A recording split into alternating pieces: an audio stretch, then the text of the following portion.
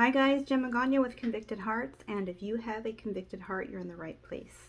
Before I get started today on this little story time, I want to say a big thank you to all of you who have subscribed from the beginning, my new subscribers, everyone. I reached the 1,000 subscriber mark and just recently surpassed it a bit, and I really owe that to all of you.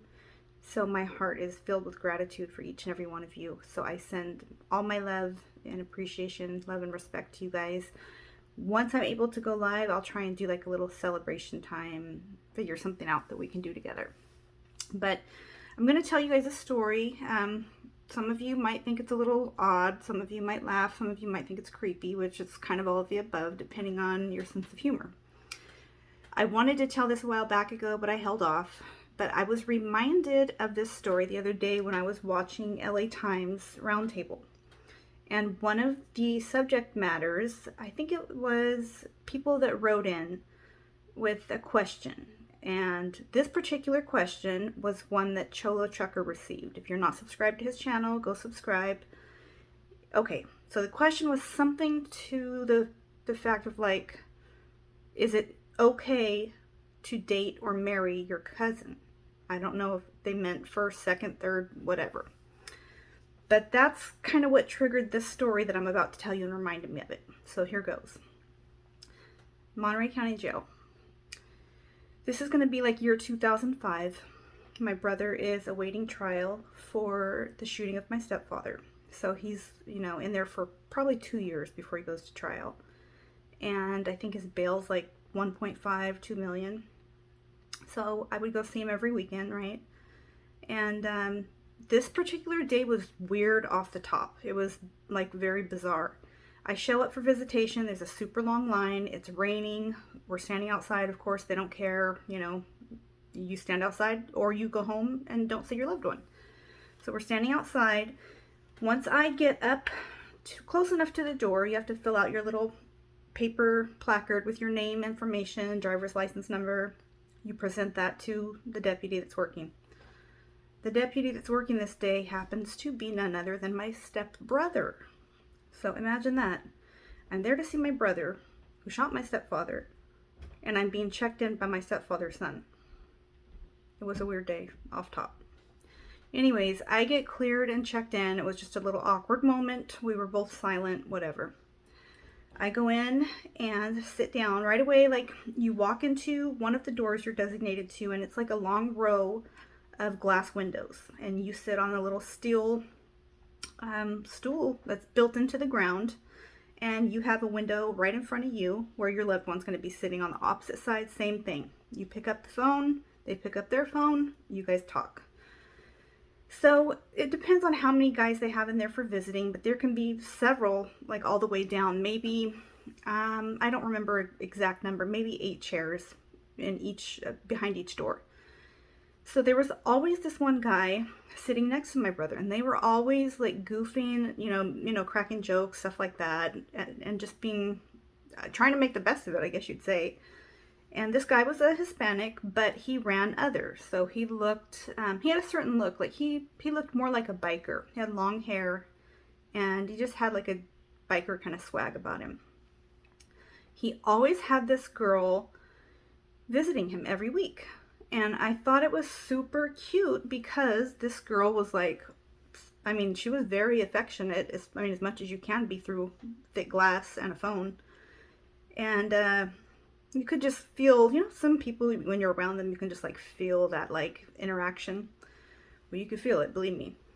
And they were always making cute little jokes and stuff. And my brother and I would be talking, but we would sometimes like laugh at the people next door, how they were acting. So I'm going to call this guy, the guy that was next to my brother, Ray.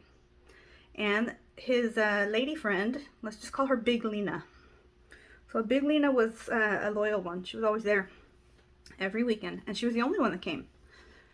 So I never asked questions. Sometimes he would kid around and tell my brother, hey, let me talk to your sister, like before she'd get there. And of course my brother would, nah, that's not going to happen. And they were just cool people until this particular day. We're sitting there visiting, having a pretty in-depth conversation. Actually, it was getting deep. It was getting closer to trial time. And I'm kind of running down a few things as much as you can on the phones, knowing you're being recorded and whatnot. All of a sudden, you see Big Lena in her chair. She's being silly. She gives him a little flash, gives him a little show. He's cracking up laughing. And the door opens to where the deputies are. I thought maybe they saw her do that on camera and they were coming in to like reprimand her, make her leave, whatever they would do in that situation. I don't even know what they'd do. Probably make her leave. And I look up and it's this little petite thing, and she looked like she looked like a tweaker, honestly. I'm trying to be nice, but a nice tweaker, you know? So she comes in, but she comes in like a beast. She was super mad, and she sees Big Lena, and she can tell there's like a playful conversation going on, and right away she tells her, "What are you doing here? I told you if I catch you here, I'm gonna beat your, you know, this, that, and the other." And you see Ray Ray sit back with his ponytail pulled behind him. He's just like looking around. He doesn't know what to do. And I was thinking, what in the world is going on? So all of a sudden you hear the little nice tweaker chick tell Big Lena, "You're nasty. You're a cochina. That's your cousin."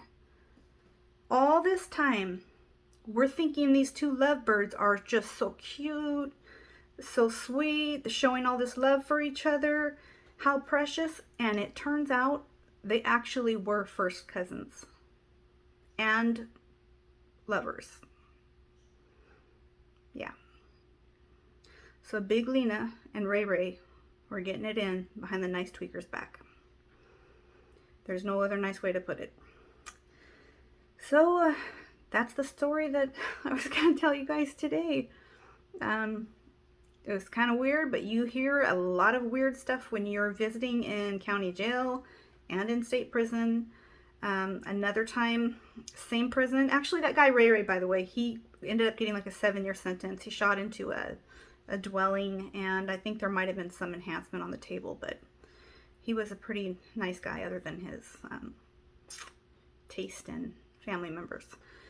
So that's that. Another time during visiting Monterey County Jail, there's always this other guy that came in, and he would be seated, and his mother would come to see him every time. This little petite white lady. She seemed like a super sweet lady. But her son was like odd. You know the people, like, you look at them, the lights are on, but nobody's home? He was one of those. And I always had a bad vibe about him. So one time when we showed up for visiting, they've got us all, lined up at the door again. And this time, you hear a big commotion, like in the area that they were about to lead us into to go sit down for visiting. And obviously somebody runs back there, one of the deputies. They come out, they're like, "Visiting's off, everything's being shut down, blah, blah, blah."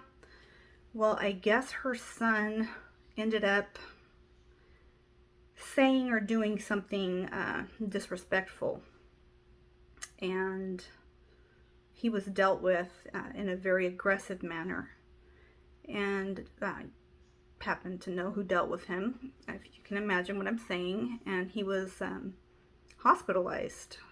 And that was a really odd situation to be in, because here's the guy's mom, and here I am looking at her like, sorry, but I didn't know what her son did, but later on I found out, and he had to have been dealt with for what he had done or said.